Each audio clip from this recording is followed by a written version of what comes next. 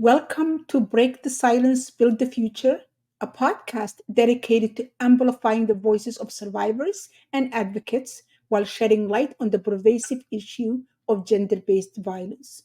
Join us on a journey where survivors find strength in sharing their stories and experts offer profound insight into this critical societal issue.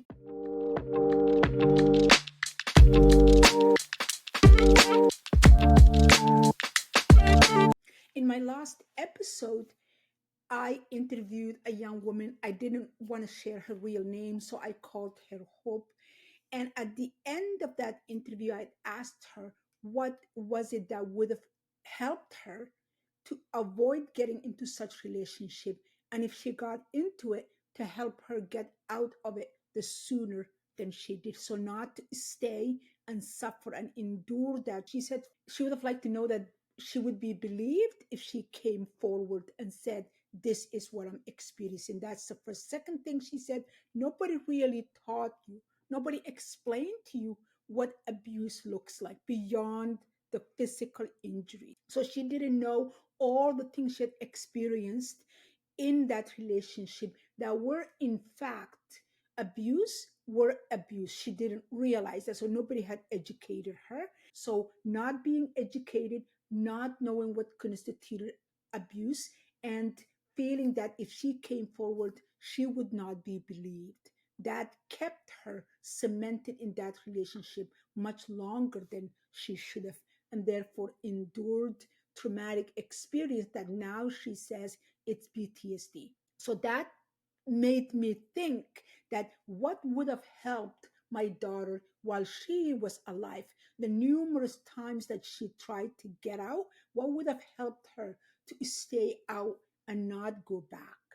And what would have helped me and the rest of my family as her support system to support her in a way that was productive? Those questions in mind, I thought about how the systems that were supposed to help my daughter had in fact failed her, and continuously to fail my family as we now live and deal with the tragic loss. So, in this week's episode, I will take you through my personal experience of what was happening with my daughter in those times when she was trying to leave that relationship, and what is happening with my family now that we are trying to process this unimaginable loss. Each time my daughter went to see a doctor, I would go in and ask if I could add something to it.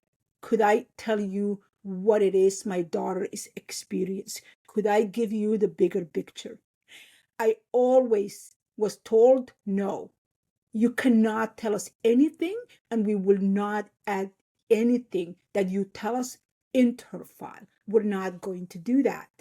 Why? Because we need to protect her privacy. That's what I heard all the time. I know she's an adult. I get that. I know they have to protect her privacy. And I'm okay with that. I'm not asking for anybody to tell me what she had told them, because I know more than anyone else. Oh, do I know more than I care to acknowledge? I knew the deepest struggles that she had faced. I did not want to know what she had told them. All I wanted to do was to add to what she had told them without me knowing what it is that she had said. But I wasn't allowed to advocate for her. I wasn't allowed to say anything, add anything, tell anybody anything. After my daughter was gone, all those files that I couldn't add to before became mine now. This medical form, that medical form, I had to sign and give consent. Those files would do nothing for me right now, would mean nothing for me. When they mattered, when I could have hopefully brought some extra information so my daughter could get the risk assessment that she never had, because nobody really understood, nobody really knew the depth of the trouble she was in, including herself. unfortunately, until it was too late. So that's how the system failed my daughter when she was alive. Would me having access, with me having allowed to share this information, would that have saved my daughter? I don't know. But all I know is we were not supported. So now myself and my family have to live with all these what if questions. We have to live with the guilt of things that were said that should not have been said, things that had not been said that should have been said, and asking ourselves, what is it did we not do? What did we miss? What could we have done better? What could we have done differently? And living with the guilt that comes with questioning yourself. So now my daughter is gone. What I'm finding out is when you get to the legal end of things, it's never about you. It's never about the family. It's never even about the person who lost their life. It's all about the number, criminal code that somebody broke. You and the Crown, you and the prosecutors, you and the Ontario government, you and the Canadian government. The families that are victims of these crimes don't even have their own lawyer. The accused person has their own lawyer, and the government has its lawyer. But we have nobody as the family. And we are the greatest losers, biggest losers here. I have never imagined, I have never thought about how this worked. I didn't understand what is it that happened when somebody is a victim of a crime. What happened to them? Nothing. Nothing happens for you. Nobody's advocating for you. Of course, there are victim services there. But what are the victim services doing? They tell you when a court date is and when a court date is not. They tell you where to apply to get counseling for your grief and help you with paying for that if you don't have the coverage for it. Perhaps they tell you when the person is coming up, when the trial is going to start, but nothing else. We know nothing more than you in the public know. Nothing. Even if we decided to hire our own lawyer so we could at least get some of our questions answered, that lawyer would have no right to ask questions.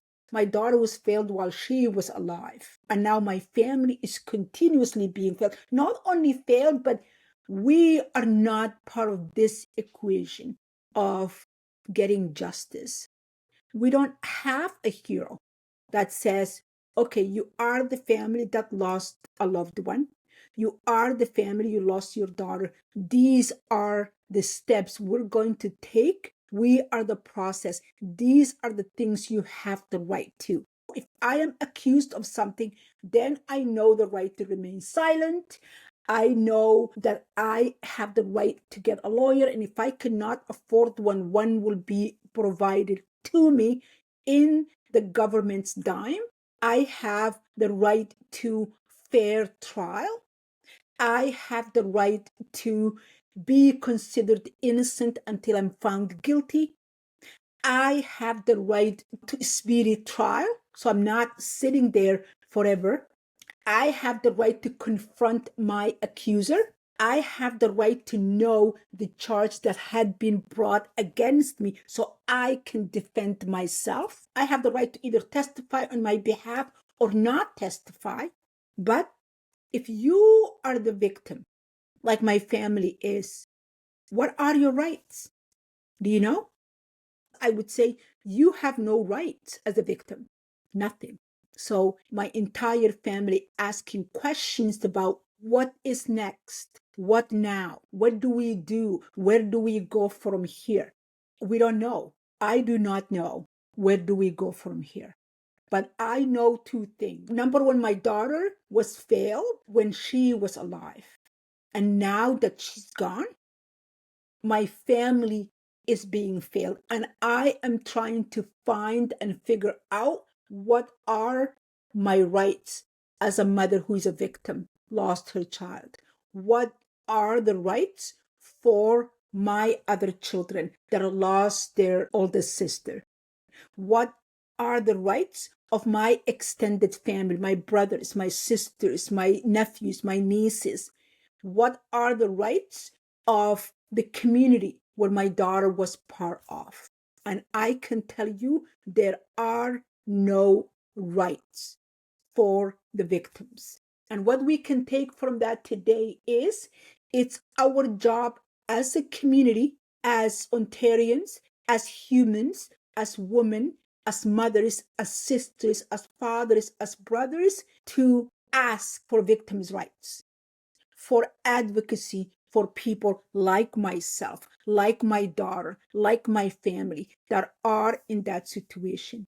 Because if I ask you, what are the rights of anybody accused even driving too fast, being pulled over and getting a traffic ticket?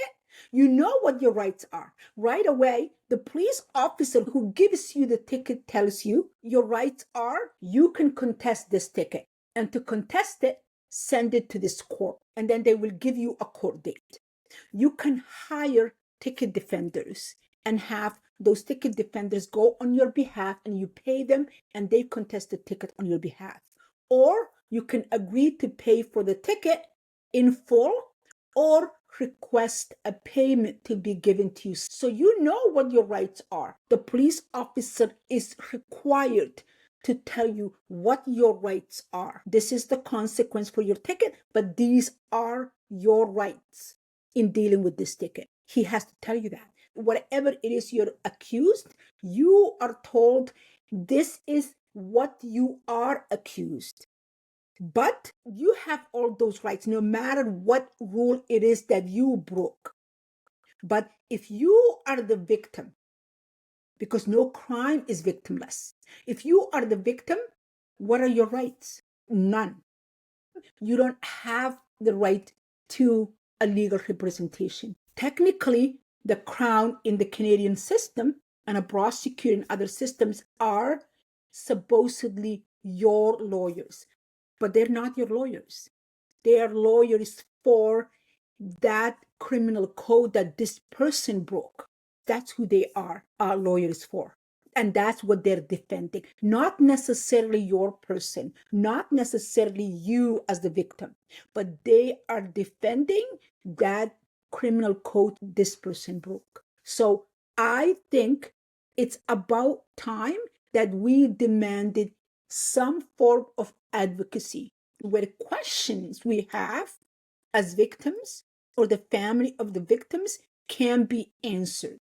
We stop waiting for a hero to come, for a Superman to show up. It's about time that we stood for ourselves and said, what are the victim's rights? We know what the accused person's rights are. It's about time that we know what the victim's rights are. This has been another episode of my podcast, Break the Silence, Build the Future. Thank you for joining us. Please remember to like, share, subscribe, and follow. And join me next week for another episode of the podcast, Break the Silence, Build the Future.